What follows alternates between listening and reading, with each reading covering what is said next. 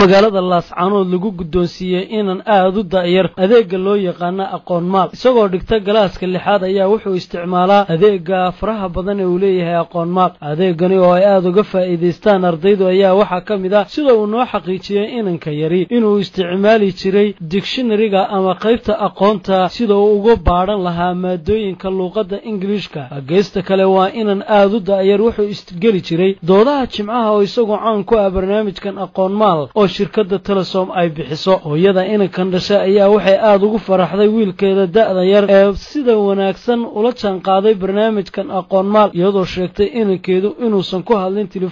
telefoonka uu ka isticmaalo barnaamijka aqoon maal waxay xaqiijiyeen mas'uuliyiinta shirkadda Telesom in ay dhowr jeer inanka yar ay la yaabeen sida ku jirta iyo aqoontiisa iyagoo dhowr jeer dib u celiyay sidii ay ugu diiwaan gelin lahaayeen kaarka ayaa markii dambe waxa u suurta gashay in waalid ay damaanad qaadaan sida ay ugu furi lahaayeen aqoon maal gudoomiyaha shirkadda Telesom Cabdirasaaq Dhabeeyaco ayaa ka warbixiyay fursadan weyn ee uu inanka yari ku guuleystay iyadoo halkaasi lagu siiyay abaalmarin ayaa waxa ka hadlay gudoomiyaha iyo inanka aadka u da'da yar ee isagu ku guuleystay abaalmarinta aqoon maal waana kuwan jaamac magacaaga saddexaad ku bilaabay jaamac bal ka waran waxaad ku guuleystay abaalmarinta aqoon maal ka war sidaad u aragtaana ku faraxsanahay shirkaddu istaa abaalmarin marka bal aadna waad u daayar tahay iskuulka galaaskabaad lixaad bal ka waran aqoon maal sidaad u isticmaashaa wallahi si fiican baa marka adeegyada bal ka waran aqoon maal aad isticmaasho kamid adeega dictionary kow iyo wararka labo sportiga waa gartay muxuu kale leeyahay aad isticmaashaa ma gashaa doodaha oo xilli ma soo gashaa doodu jimcaha maalinta jimcaha ka war markii lagu soo sheegay oo lagu yiri maxaa lagu yiri aad ku guuleystay oo lagu sidaas ku ogaatay inaad guuleystay